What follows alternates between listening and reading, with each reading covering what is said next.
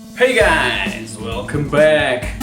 For this episode of the PixelThing, I've picked from my PS2 collection 10 titles that I consider to be extremely fun. Collecting for this system is nowadays my priority. There's thousands of games out there at a super cheap price just waiting for someone to grab them. So, let's take a look.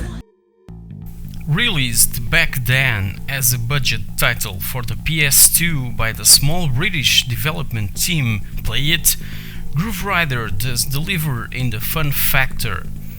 Its super fast action and innovative gameplay makes us struggle with our own brain to make decisions on the fly to avoid other cars and obstacles. You'll probably notice that all the graphical power of the PlayStation 2 is somewhere else, but that doesn't mean that this little game isn't enjoyable. Lighting effects are awesome and there's a pretty nice set of car types to choose. In my opinion, only the music could be a little better, but once again, for a budget title, we could not ask for much more. I've had a blast with this one, and it has some nice and fresh ideas that are missing in many of today's full-priced titles.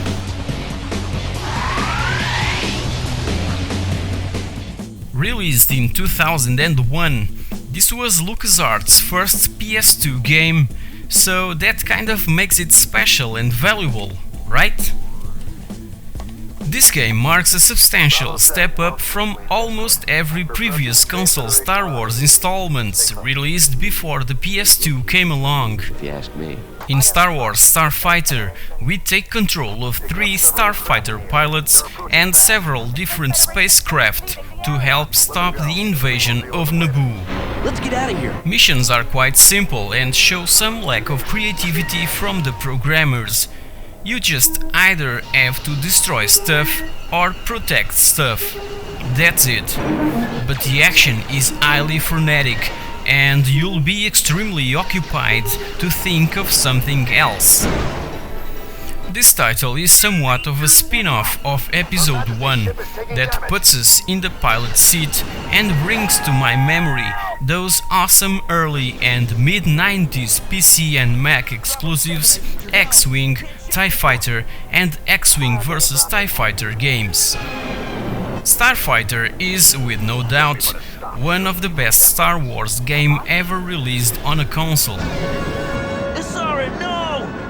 Now it's your turn.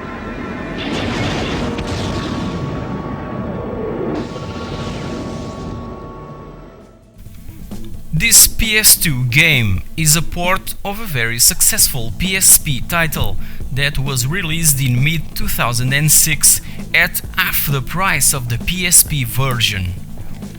Liberty City is practically the same as the one we saw in Grand Theft Auto 3, but with much more incorporated elements like, for instance, motorcycles that we could only find first in GTA Vice City. Besides this, the camera movement is much better than the one present in GTA 3. The sad side of this title is that if we touch the water, we're instantly dead. Unfortunately, the character we play, Tony Cipriani, just can't swim or even climb. The gameplay area is far inferior than the one from its predecessor, GTA San Andreas, but the story is freaking amazing with some interesting plot twists and characters, and the dialogue is just marvelous. You won't regret playing this GTA title. It will offer at least 20 hours of gameplay and some awesome story plot, voice acting, sound effects and licensed music.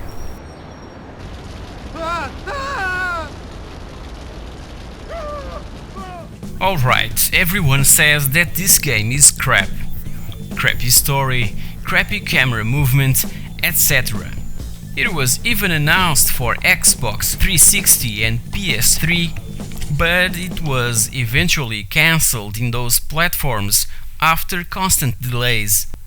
The game was initially announced in 2005 and was only released in mid-2009 for the PS2, PSP, Nintendo DS and Wii. Staff of Kings is not an easy game, but in my opinion it offers a good combat system, nice puzzles and awesome interface.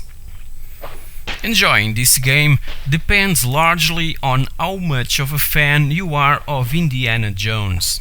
And as I've mentioned in other videos, I'm a huge fan of the franchise and I'm enjoying it a lot.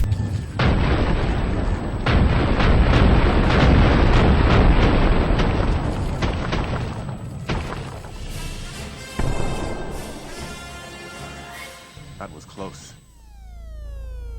This cyberpunk action-adventure game created by Core Design and released in 2001 by Eidos takes the player to this futuristic underworld filled with a crapload of puzzles to solve. With Project Eden, the creators of Tomb Raider tried to redefine the third-person action genre. In this sort of squad-based gameplay, where we control at a time 4 different characters, we're faced with ingenious puzzles and clever level design that challenges our brain more than just shooting stuff up. Our mission is to find 2 technicians missing from a meat company. That's right, they worked for an organic meat corporation. Original stuff, to say the least.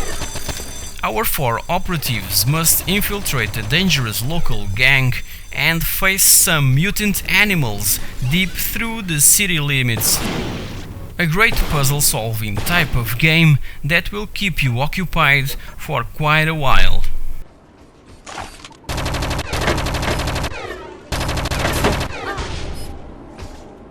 Carter better see this. I've recently reviewed for the PC the very first Micro Machines title originally released in 1991, and this one right here is a sort of comeback to that old jam, but in a PlayStation 2 environment, if you know what I mean. So this kind of remake of the original title brings some good memories from those glory days of DOS gaming, but with improved sounds and graphics. The mechanics are the same, but the drivers and vehicles are a bit improved. It's a nice addition to my PS2 collection and it's also fun to play, but don't expect it to be this blockbuster title from this great franchise. Buy it only if you find it for a couple of bucks.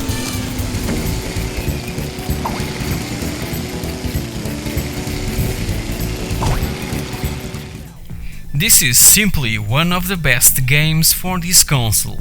A must-have title for everyone that is collecting for the PS2, even if you've never played the arcade original from 1987.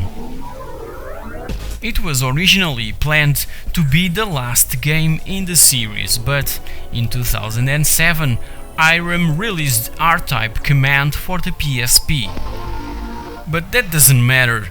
R-Type Final is an astonishing title with awesome little details that will blow your mind. For instance, depending on the difficulty setting chosen by the player right in the beginning of the game, different flight paths and playing experience is provided for each level. It's like if you're playing a different game all over again. R-Type Final has a huge selection of crafts to unlock and choose. There are exactly 101 ships to take out for a spin and to confront the Baido Empire. Prepare yourself to be amazed by its awesome environments and huge bosses in this tribute to one of the greatest shooting games of all time.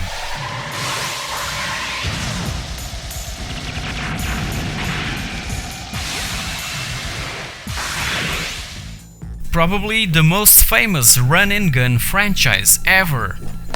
When the first Metal Slug title hit the arcade saloons, it was an instant success story. The animations, sounds, music and funny-looking characters were just right. In this PS2 installment of Metal Slug 3, we get all that good stuff that made this franchise a huge hit all over the world. It also introduced into the series alternative routes to choose and make it slightly different every time you play it. Back in 2004, it may have been kind of odd to see 2D games being released into the market, but this is such a good argument that everyone shouldn't resist. I believe that the console version of the Metal Slug 3 is even better than the arcade original. And bring a friend, cause this game is awfully hilarious played in cooperative mode. You're great. Once again, I've picked this European PS2 exclusive game for one of my videos. Why? Because it's a lot of fun. It's easy for everyone to pick a car and take it to those slippery and dusty surfaces. If you feel the need, there's a lot of driving aids to help you start your career as a rally driver. But the best experience comes from turning off all those options. The graphical environment in this WRC title is just gorgeous, and there's plenty of action during a stage that will probably distract your concentration and leave your co-driver angry for not listening to his pace notes. Before advancing to the MotorStorm franchise on the PS3, the guys at Evolution Studios released in late 2005 this last PS2 driving game, and I believe it was a pretty nice farewell to the good old PlayStation 2. Again, this was not intended to be a hardcore rally game.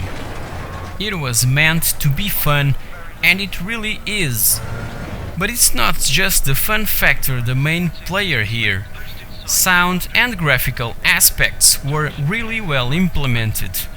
So enjoy it, and beware of those loose rocks falling down in front of your car, other drivers with their wrecked cars over the trackside, thick fog and smoke from a huge fire nearby, etc, etc.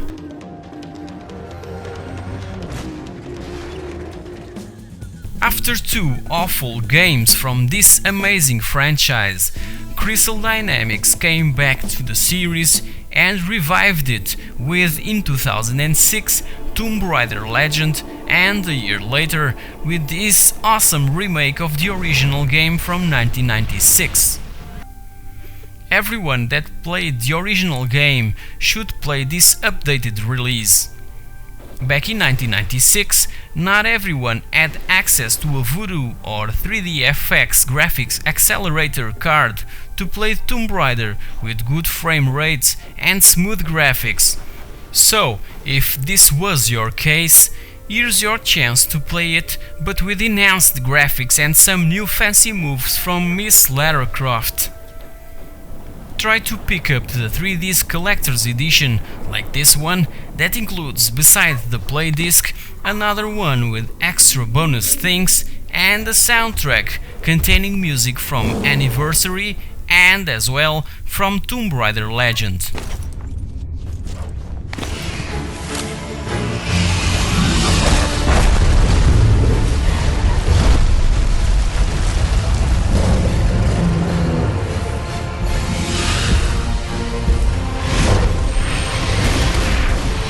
And this wraps it up for this episode of the PixelThing.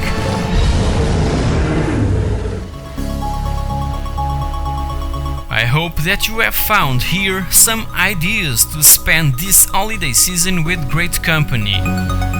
If you did, check out my other videos and please subscribe. Thank you very much for watching, and I'll see you all next week.